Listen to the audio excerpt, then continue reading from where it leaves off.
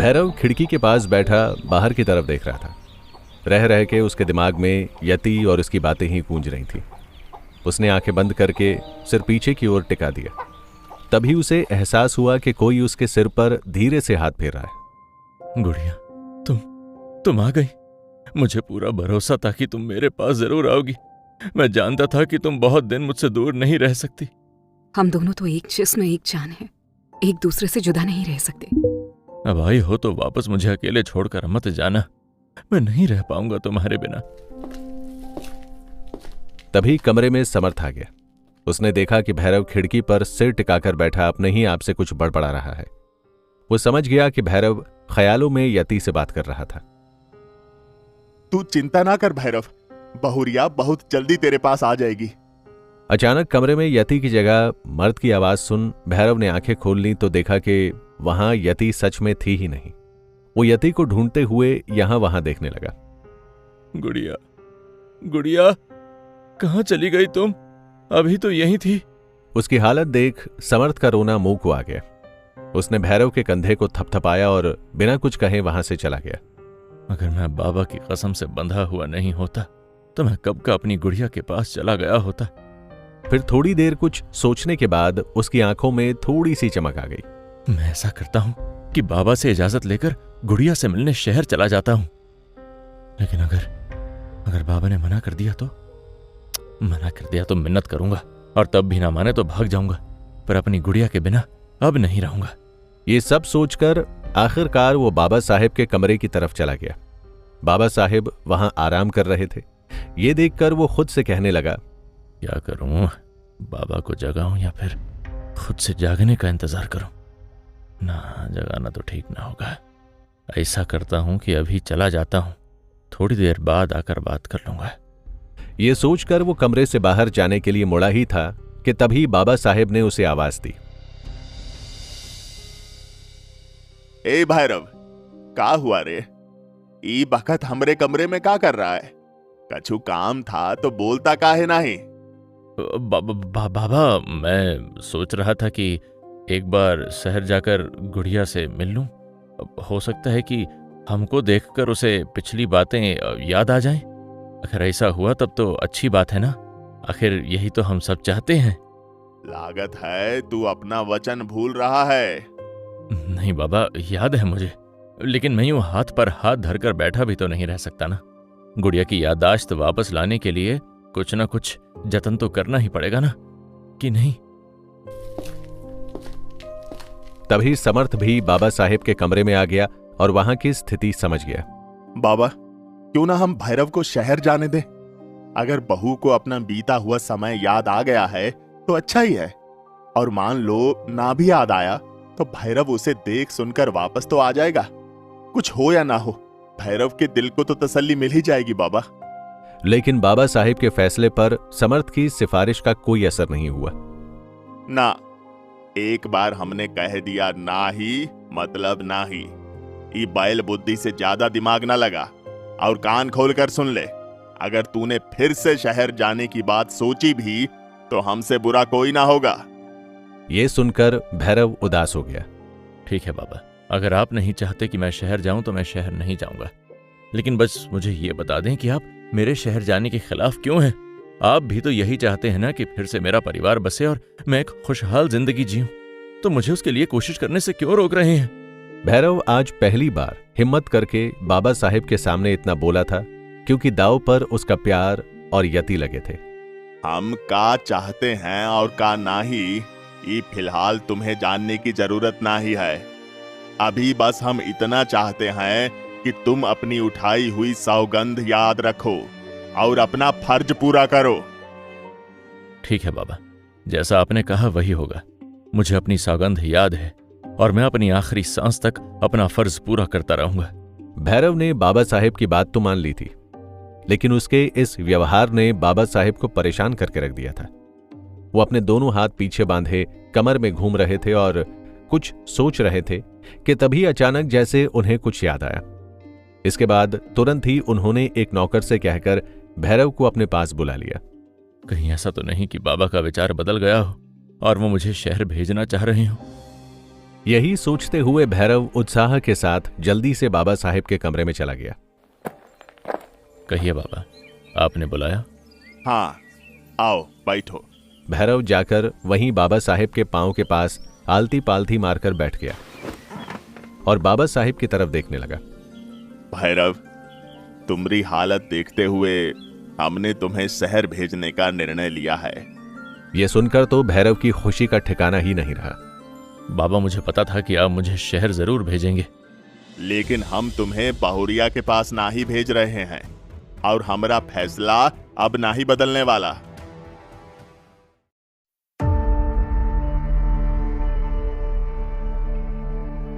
भैरव के चेहरे का रंग उड़ चुका था।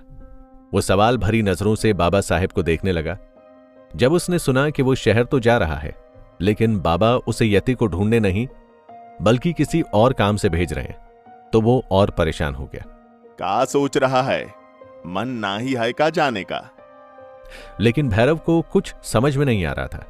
बाबा आखिर उससे चाह क्या रहे हैं? वो मन ही मन सोचने लगा। भले ही बाबा मुझे किसी और काम से शहर भेज रहे हैं, लेकिन भेज तो शहर ही रहे हैं ना। मैं बाबा का काम करके बचे हुए समय में अपनी गुड़िया को ढूंढने की कोशिश करूंगा। यही सोचते हुए वो बाबा साहेब से कहने लगा, नहीं बाबा, ऐसी कोई बात नहीं है। मैं वही करूंगा जो आप कहेंगे। सुन भैरव, हम तुझे अपने एक दोस्त के पास भेज रहे हैं। जयराम नाम है ऊ का। तुम वहां ऊ के पास रहना और ऊ का कहना ठीक वैसे ही मानना जैसे कि अभी तक हमरा कहना मानते चले आ रहे हो। वादा करो हमसे। ठीक है बाबा, मैं वादा करता हूं, मैं ऐसा ही करूंगा। भैरव तो इस बात से ही खुश था कि उसे शहर जाने को मिल रहा था। तभी बाबा साहेब भैरव के कंधे को थपथपाते हुए कहने लगे, जाओ, जाकर शहर जाने की खातिर झोला साज लो।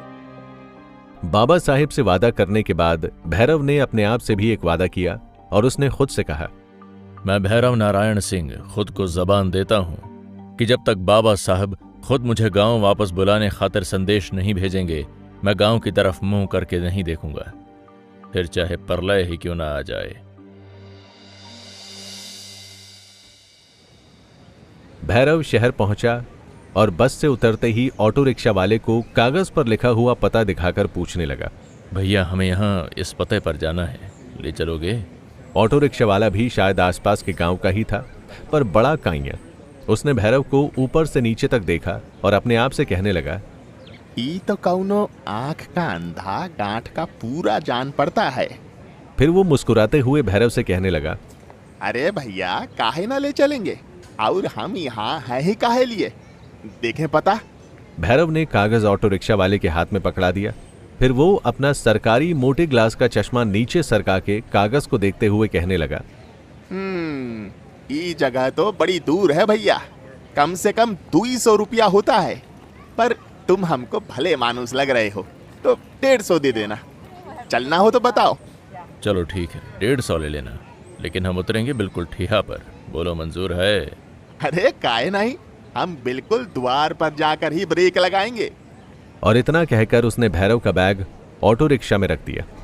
कुछ 10-12 मिनट के अंतर पर ही ऑटो रिक्शा वाले ने एक जगह जाकर ऑटो रोक दिया और भैरव से कहने लगा, लो उतरो बाबूजी, आ गई तुम्हारी मंजिल। इतनी जल्दी? तुम तो कह रहे थे बहुत दूर है ये जगह। तो दूर ही तो है भैया, 1 घंटा से सरपट ऑटो दौड़ाए पड़े हैं। अब जल्दी करो, हमें और भी सवारी ढोने जाना है। अपने घर के बाहर कुछ आवाज सुनकर जयराज बाहर आ गया। भैरव ऑटो रिक्शा वाले से कुछ बोलना चाहता था, मगर जयराज को देखकर उसने चुपचाप पैसे दिए और ऑटो रिक्शा वाले ने जल्दी से भैरव का बैग नीचे रख दिया और वहां से चला गया। जयराज भैरव को देखते ही पहचान गया और कहने लगा, आओ भैरव आओ, मेरे गरीब खाने में तुम्हारा स्वागत है। प्रणाम काका। भैरव ने जयराज के पैर छुए, लेकिन उसने भैरव को कोई आशीर्वाद नहीं दिया। बदले में वो कहने लगे, भैरव काका नहीं, अंकल, मुझे अंकल कहो, गॉट इट? इस बात पर भैरव को गुस्सा तो आया, मगर उसने कुछ कहा नहीं और चुपचाप सहमति में सिर हिलाकर जयराज के पीछे पीछे अंदर आ गया। उधर भैरव के शहर आने के बाद पूजा ने कार्तिक को बाबा साहेब के खिलाफ बहुत चतुराई से भड़काना शुरू कर दिया था। एक रोज जब वो कार्तिक से मिलने गई तो उसका चेहरा लटका हुआ था। कार्तिक उसकी ठोड़ी को पकड़कर उसके चेहरे को ऊपर उठाते हुए पूछने लगा, क्या बात है, आज इतनी उदास क्यों है? पूजा ने कार्तिक के हाथ को झटकते हुए रोनी सूरत बना ली। कार्तिक, तुम मुझसे सच में प्यार करते हो ना? कहीं अपना मन बहलाकर मुझे छोड़ तो नहीं दोगे? ये सुन कार्तिक ने उसके गले में हाथ डाल लिया। आज ये सब क्या बातें सूझ रही हैं मेरी करेजा को? पूजा ने कार्तिक का हाथ अपने हाथ में ले लिया। बात को बदलो मत कार्तिक। हम जो पूछ रहे हैं वो हमको साफ साफ नहीं बता सकते तो फिर हम जाते हैं।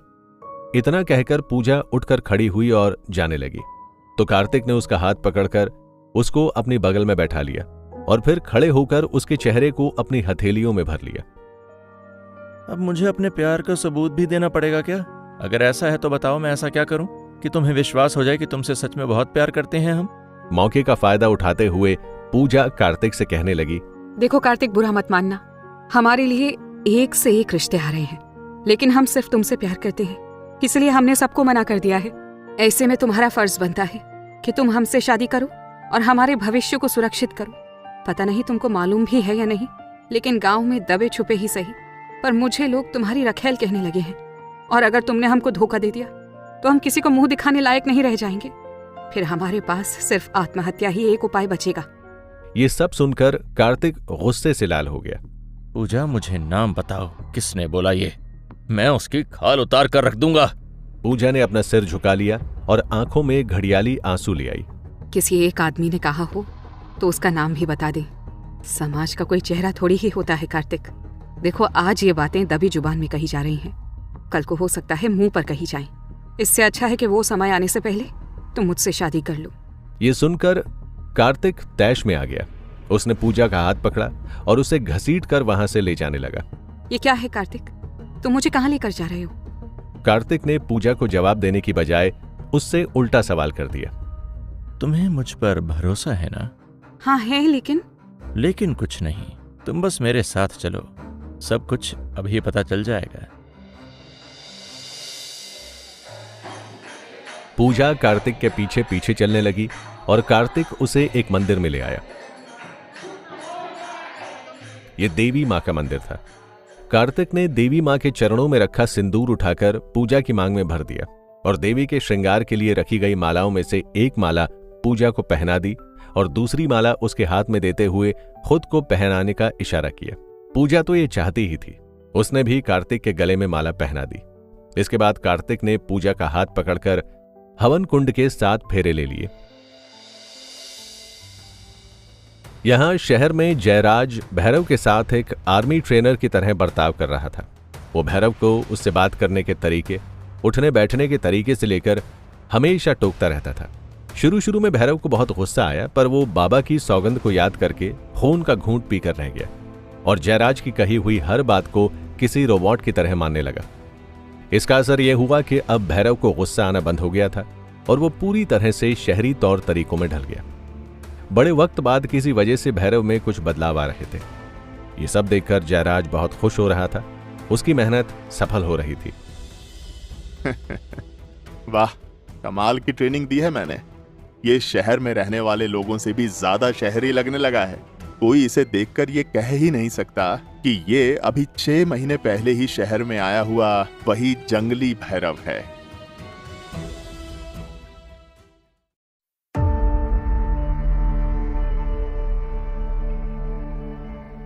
गांव में कार्तिक पूजा से शादी करके बाबा साहेब के पास आ पहुंचा था।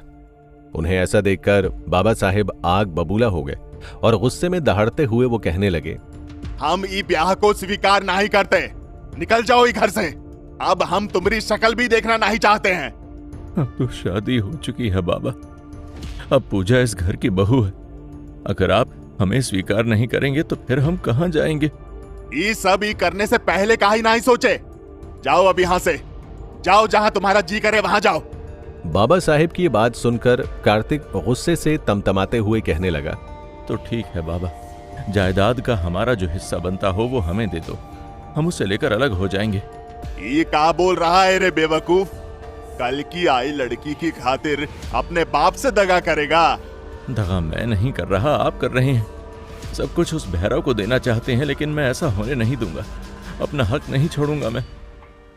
इतना कहकर कार्तिक वहां से चला गया, लेकिन बाबा साहेब के कानों में कार्तिक के हिस्से वाली बात गूंजने लगी। वो गुस्से में अपना कोड़ा लेकर आंगन में खड़े हो गए। बाबा साहेब महल के बीचों बीच आंगन में खड़े खुद के शरीर पर कोड़े मार रहे थे। सारे नौकर वहां इकट्ठा होकर खौफ से ये देखने लगे। तभी समर्थ वहां आया और बाबा साहेब के हाथ से उसने कोड़ा छीन लिया। बाबा साहेब गुस्से से दहाड़े। समर्थ, तोहरी इतनी हिम्मत! समर्थ ने गर्दन झुका ली और कोड़ा बाबा साहेब के सामने करते हुए कहने लगा, जो सजा देंगे हमें मंजूर है, पर हम आपको ऐसे नहीं देख सकते। लीजिए, उतार दीजिए हमारी पीठ पर अपना गुस्सा। बाबा साहेब बेजान होकर नीचे बैठ गए। समर्थ का दिल फटने को हो गया था। सौगंध है महादेव की, बाबा की आंख से निकले एक एक आंसू का बदला लूंगा मैं। समर्थ ने वहां खड़े नौकरों को देखा तो सब वहां से तुरंत हट गए। फिर वो बाबा साहेब के कदमों में बैठ गया और उनके पांव पकड़ लिए। अपने कंधे पर भरोसा नहीं आपको? भरोसा है रे पगले, पर हम कार्तिक और भैरव को टूटते ना ही देख सकते। अरे हमने पूरी जिंदगी नंदिनी की याद में गुजार दी, अब ये दुख फिर से हमारे सामने खड़ा है। हम जिंदगी में पहली बार लाचार महसूस कर रहे हैं, और ये सब वो डायन किरण देवी के कारण हो रहा है। नंदिनी का नाम सुन समर्थ को बहुत सी बातें समझ आ गई थी। इन बातों पर उसे पहले भी शक था, मगर कार्तिक का जिक्र होते ही समर्थ बेचैन हो गया था। उसे समझ नहीं आ रहा था कि अब वो कैसे कार्तिक को समझाए। कुछ ही दिनों में वो पूजा के प्यार में इतना अंधा हो गया था कि बाबा साहेब के खिलाफ खड़ा होने की हिम्मत कर बैठा था। आखिर कैसे बचाएं इस घर को टूटने से? हमें भैरव को वापस बुलाना ही होगा। किरण देवी झूले पर बैठी सुपारी काट रही थी कि तभी एक लड़की वहां आई।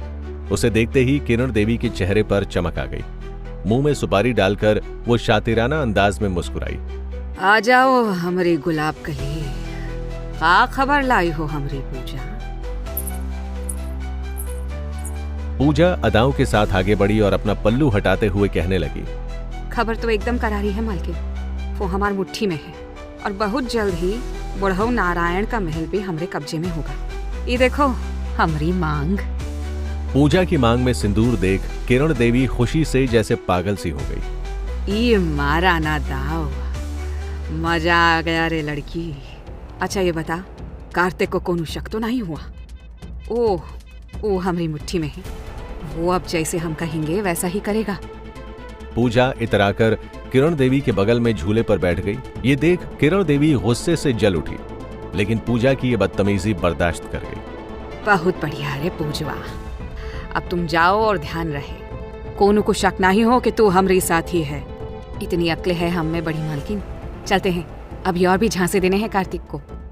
उसके जाते ही किरण देवी गुस्से से चिल्लाने लगी, तो कवड़ी की पूजवा की इतनी हिम्मत, हमरे बगल में बैठेगी, बराबरी करेगी। हम बर्दाश्त कर रहे हैं सभी नारायण और वो बदचलन यति के कारण।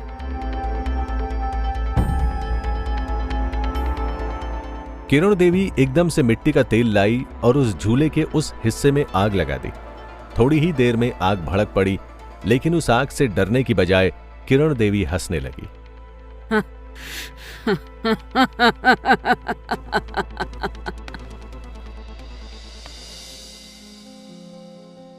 इधर समर्थ कार्तिक को समझाने के लिए उसके पास पहुंच चुका था, लेकिन कार्तिक उसे देखकर डर रहा था। बड़े भैया आप यहाँ? सब ठीक तो है ना? सब ठीक कैसे हो सकता है? तू हमें छोड़कर ऐसे आ गया। वो मैं पूजा को नहीं छोड़ सकता बड़े भैया। तो कौन कह रहा है उसे छोड़? तू मर्द का बच्चा है, जिस लड़की का हाथ थामा है उसकी रक्षा तेरी जिम्मेवारी है, लेकिन बाबा के लिए भी तेरे फर्ज हैं। ये काहे भूल गया रे? मैं कुछ नहीं भूला। बाबा भूल गए हैं कि मैं उनकी औलाद हूँ। उन्हें तो बस भैरव और यति की चिंता है। तू उन्हें गलत समझ रहा है। नहीं, आप उन्हें ठीक से नहीं समझे। आप भोले हैं लेकिन मैं नहीं। आप मुझे माफ कर दो भैया। इससे पहले कि समर्थ कुछ कहता, वहां पूजा आ गई। उसने समर्थ को संस्कार दिखाते हुए नमस्ते किया, लेकिन समर्थ बिना कुछ कहे वहां से चला गया। ये देख पूजा अपमान महसूस कर चिढ़ गई। नारायण ठाकुर के बेटे होने के बावजूद आपको यहाँ रहना पड़ा और आपके बाबा का दिल नहीं फट रहा।